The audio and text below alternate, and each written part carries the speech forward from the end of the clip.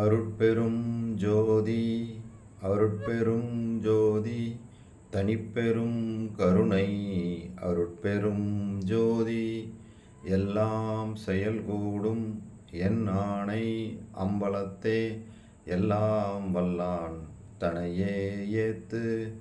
ஓம் ஸ்ரீ ராமலிங்காபயம். ஓம் ஸ்ரீ ராமலிங்காபயம். ஓம் ஸ்ரீ ராமலிங்காபயம். எல்லோருக்கும் வணக்கம். இது எனது யூடியூப் சேனலான எல்லாம் செயல்கூடும் வள்ளலார். நான் வள்ளலார் முத்து பேசுகிறேன். இன்று நாம் அருட்பெரும் ஜோதி அகவல் 27 முதல் 30 வரை உள்ள வரிகளுக்கான விளக்கத்தை பார்ப்போம். முதலில் வரிகளை படிக்கிறேன், பின்பு விளக்கத்தை பார்ப்போம். திருநிலை தனிவெளி சிவவெளி எனும் ஓர் அருள்வெளி பதிவளர் அருட்பெரும் ஜோதி சுத்த சன்மார்க்க சுகத்தனி வெளியெனும் அத்தகை சிற்சபை அருட்பெரும் ஜோதி. இப்போ முதல் 2 வரிகள்.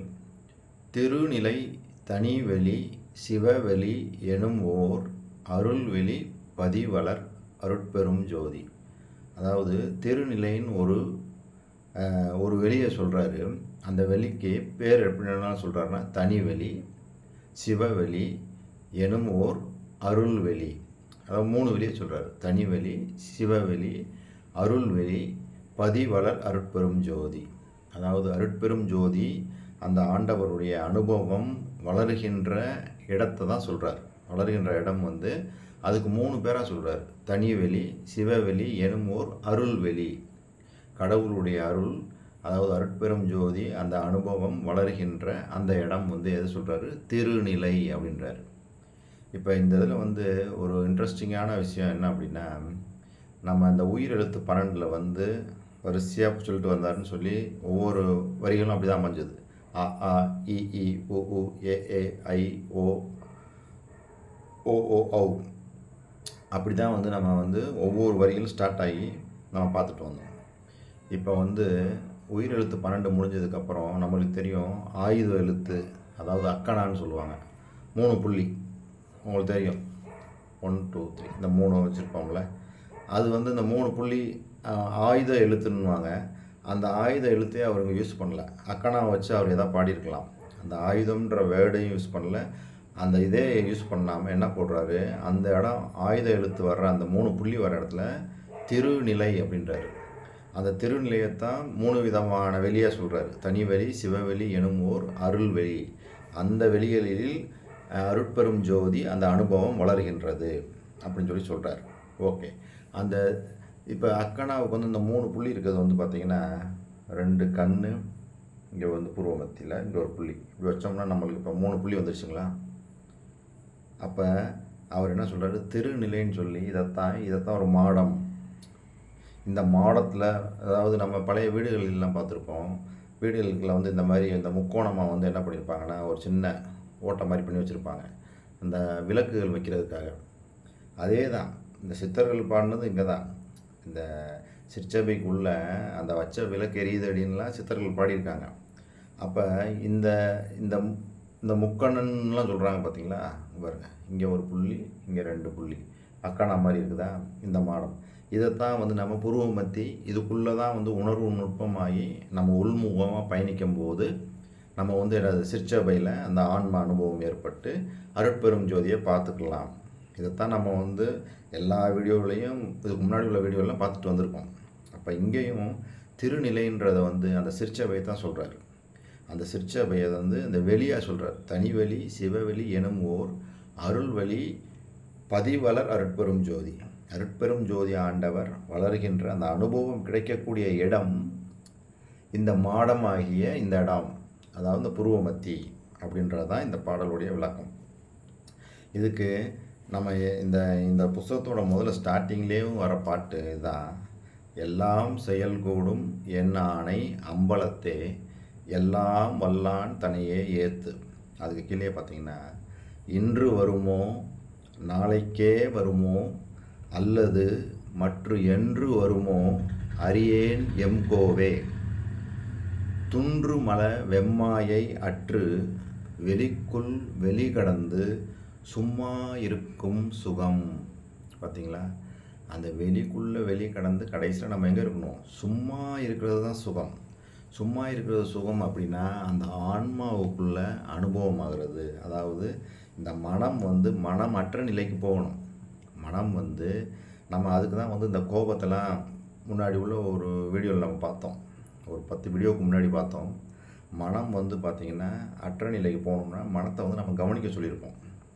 கோபம் வந்து யாருக்கு வருது, காமம் வந்து வருதுன்னா அந்த காமம் யாருக்கு வருது அப்படின்னு சொல்லி அந்த கவனிக்கணும். அந்த வரும்போது நம்ம கவனிக்கும் போது எல்லாத்தையுமே கோபம், காமம், குரோதம், பொறாமை எல்லாத்தையுமே நம்ம கவனிக்கணும். கவனிக்க என்ன ஆகும்னா அந்த அந்த எண்ணங்கள் எழுது பார்த்திங்களா, அந்த எண்ணங்கள் உருவாவது வந்து அப்படியே வந்து குறைய ஆரம்பித்து ஒரு ஸ்டேஜில் வந்து மனமே அற்ற நிலை, அதாவது மனம் இல்லாத மனங்கள் எந்த ஒரு எண்ணங்களும் இல்லாத நிலையில் தான் நம்மளுக்கு என்ன கிடைக்கும்? அந்த ஆன்மாவை நம்ம பார்க்க முடியும். அந்த ஆன்ம ஒளி கிடைக்கும். அந்த ஆன்ம ஒளி கிடைச்சதுக்கு அப்புறமா தான் நம்மளுக்கு வந்து அந்த கடவுள் அனுபவமே அதுக்கப்புறமா தான் கிடைக்கும். அங்கே வந்து அந்த ஆன்ம ஒளி கிடைக்கிற அந்த இடத்துல நம்மளுக்கு கிடைக்கிறது வந்து என்னென்னா மௌனம். அதுதான் இந்த சும்மா இருக்கும் சுகம். இந்த பாருங்க, அதாவது என்ன சொல்கிறாங்க, இன்று வருமோ நாளைக்கே வருமோ அல்லது மற்ற என்று வருமோ அறியேன் எம்கோவே துன்றுமல வெம்மாயை அற்று வெளிக்குள் வெளி கடந்து சும்மா இருக்கும் சுகம். அந்த சும்மா இருக்கும் சுகம்னா அந்த மௌனம். அந்த மௌனத்தில் தான் அந்த மனமே அற்ற நிலையில் நம்மளுக்கு தான் அப்போ தான் அந்த கடவுள் அனுபவம் உண்டாகும்.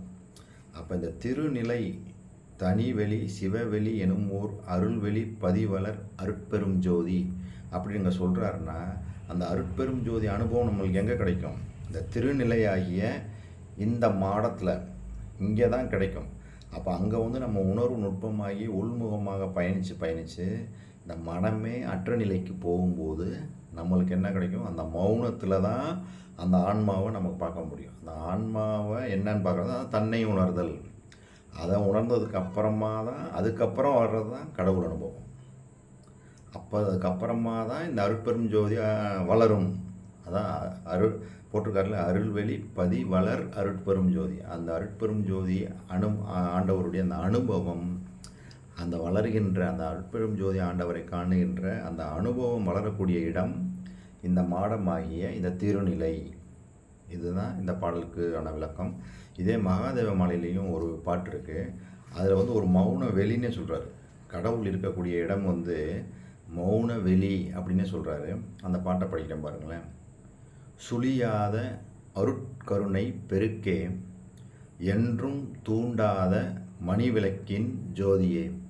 தூண்டாத மணிவிளக்கு. இங்கே வந்து தூண்டவில்லை, உள்ளே வந்து விளக்கு எரிஞ்சிக்கிட்டே இருக்குது.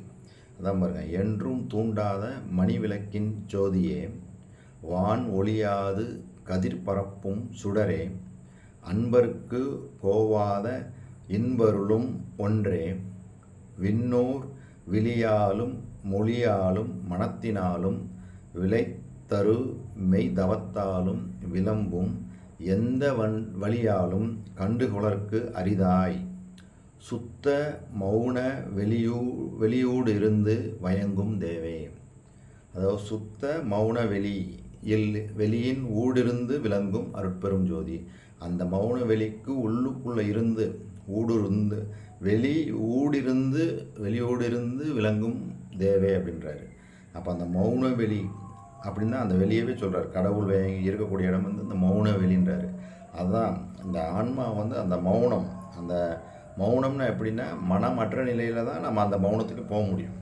அங்கே போனால் தான் நம்ம ஆன்மா உணர்றது தான் தன்னை உணர்தல். அதை உணர்ந்தால் தான் நம்ம அருட்பெரும் ஜோதி ஆண்டவருடைய அந்த அனுபவம் நம்மளுக்கு கிடைக்கும். சரிங்களா? இந்த பாடலுக்கு இந்த 2 வரிகளுக்கான விளக்கம், திருநிலை தனிவெளி சிவவெளி எனும் ஓர் அருள்வெளி பதிவலர் அருட்பெரும் ஜோதின்றதுக்கு இப்போ நான் இந்த விளக்கத்தை சொன்னேன். உங்களுக்கு புரிஞ்சிருக்கும்னு நினைக்கிறேன். இனி அடுத்து பார்த்தோம்னா சுத்த சன்மார்க்க சுகத்தனி வெளி எனும் அத்தகை சிற்சபை அருட்பெரும் ஜோதி. சுத்த சன்மார்க்க சுகம் அப்படின்றது பார்த்திங்கன்னா அப்படியே வந்து இந்த அகவலை முடிக்கும்போது நல்லா அருமையாக சொல்லி முடிச்சிருப்பார். அதாவது என்ன சொல்லி முடிச்சிருப்பாருன்னா, சித்திகள் அனைத்தையும் தெளிவித்து எனக்கே சத்திய நிலைதனை தயவினில் தந்தனை. அதாவது சத்திய நிலைன்னு ஒன்று சொல்கிறாரு. அந்த நிலை வந்து என்னென்னா, சித்திகள் அனைத்தையும் பெற்றுக்கொள்ள கூடிய அந்த நிலை, அதை வந்து சத்திய நிலைன்னு சொல்கிறாரு. அதுக்கு கீழே போற்றினின் பேரருள் போற்றினின் பெரும்சீர் ஆற்றலின் ஓங்கிய அருட்பெரும் ஜோதின்னு சொல்லிட்டு, உலகினில் உயிர்களுக்கு உறும் இடையூறு எல்லாம் விலக நீ அடைந்து விளக்குக மகிழ்க சுத்த சன்மார்க்க சுகநிலை பெருக உத்தமன் ஆகுக ஓங்குக என்றனை அப்படின்னு சொல்லி இந்த பாடலில் சொல்கிறார். முடிக்கும்போது அற்பெருஞ்சுதாகவல் கடைசியில் முடியும் போது இப்படி தான் முடியுது. அப்போ சுத்த சன்மார்க்க சுகநிலைன்னு சொல்கிறார். முதல்ல வந்து சத்திய நிலைன்றதை வந்து சித்திகள் அனைத்தையும் பெறக்கூடிய நிலையை வந்து சத்திய நிலைன்னு சொன்னார். அதுக்கு கீழே சுத்த சன்மார்க்க சுகநிலை அப்படின்னு சொல்லிட்டு அதுக்கு மேலே என்ன போடுறாருன்னா, உலகினில் உயிர்களுக்கு உறும் இடையூறெல்லாம் விலக நீ அடைந்து விளக்குக மகிழ்க. அப்படின்னா என்ன அர்த்தம்? உலகத்தில் உள்ள எல்லா உயிர்களுக்கு உண்டான எல்லா விதமான இடையூறுகளையும் நீக்கி அதனால் அவங்க அந்த துன்பம் நீங்கி அவங்க முகத்துலையும் அவங்க உணர்வுலையும் அந்த உண்டாகக்கூடிய அந்த சந்தோஷத்தை நம்ம பார்த்து மகிழக்கூடிய அந்த நிலையை வந்து என்ன சொல்கிறாரு? சுத்த சன்மார்க்க சுகநிலைன்னு சொல்கிறாரு. அதுக்கு கீழேயே போகிறாரு, உத்தமன் ஆகுக ஓங்குகின்றனை. அப்போ அந்த நிலை, அப்போ என்ன சொல்கிறாரு? தயவு தான் கொண்டு வர்றாரு. அந்த தயவு நம்ம மற்ற உயிரினங்களுக்கு நம்ம செய்யக்கூடிய தயவின் மூலமாக நம்மளுக்கு இந்த உத்தமன் சுத்த சன்மார்க்க சுகநிலை கிடைச்சி அதன் மூலியமாக என்னது உத்தமன் ஆகுக ஓங்குகின்றனை. உத்தமன் நம்ம ஏற்கனவே பார்த்தோம், கடவுளுடைய நிலை, அதாவது 10வது அறிவுன்னு சொல்லி பார்த்தோம்.